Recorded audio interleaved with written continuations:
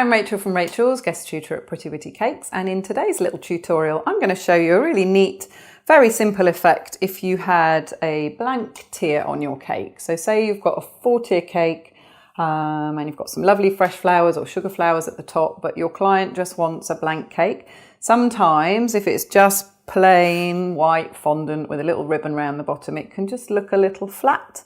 So to create a nice texture, keeping everything nice and white or ivory, a really lovely thing to do is to do some concentrated pin dots. And what I mean by that is we're going to pipe lots and lots of little dots, but they're going to be evenly spaced, perfectly evenly spaced. So in order to do that, if you had a big cake, you would cut some greaseproof paper. Here's actually an example of one that I've done for a larger cake, okay? And I've put on there loads of little marks that give me an even spread of dots. And when I wind that all the way around the outside of my cake, I'm going to imprint those little dots onto the side of my cake. And I'm going to show you how I do that. We're just going to be demoing on this flat board today. So you would cut the right sized piece of greaseproof to the right height. And then using some graph paper, quite simply, mark on your graph paper where you want your dots to be. So using the graph paper will help you get the perfect spacing. It would take you ages if you've got a metal ruler and you measured them all out along one way and measured them all out along another way. So this is going to allow you to space your dots either really far apart. So you just count how many little squares you're going down and how many little squares you're going across. So you could either go really far apart, slightly less far apart, like I've done on this piece of paper, or really nice and close together, which is what I'm going to demo today. And then overall, when you look at your cake, it just forms a nice texture, okay? So rather than piping those dots randomly, at least there's some kind of format to it. So you can see on this piece of paper here, I've already started marking out my little dots, and I've just decided to go 1 centimetre apart for each of my little dots, okay?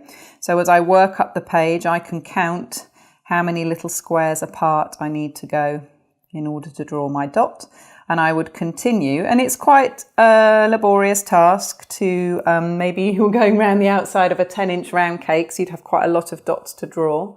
But once you've done it once, you can use this again and again, over and over on your different sized cakes, okay? So I'm just going to do another little row here. So we're going halfway down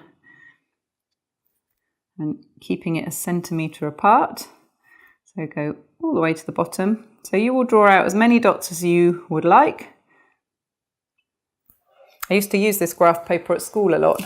Never thought I'd end up using it as a cake maker, but here we go.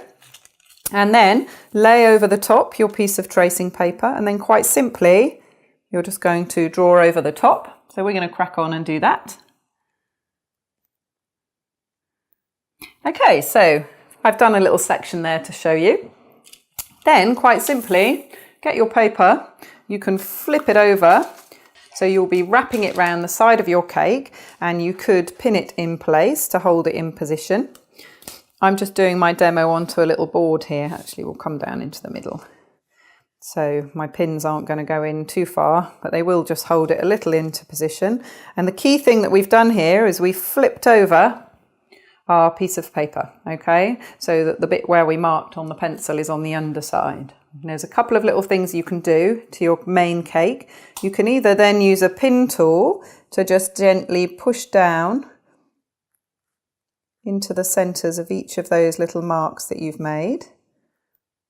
Or the other option is to use your lead-free pencil and just draw over the top of the little marks that you've made. Okay, so I'm just going to go over the whole piece of trace. So once you've done all of the dots all the way around your cake, take away the pins. Okay, and you can see here you're left with loads of little marks all over your cake. Grab yourself a piping bag. So we've got some royal icing in here, and depending on the size of your dots, if you want really small ones, then you'll want to be using a number 1 nozzle. If you're doing slightly larger ones, you might want to go up to a number 2. We're going to go halfway in between, and we've got a number 1.5 in here, okay? And you're just going to be piping tiny little dots, so you don't need to squeeze too hard. Teeny tiny little dots like that. So you're just touching the icing and whipping your hand away quite swiftly, okay? So we're then going to follow down and go over the top of all these little dots.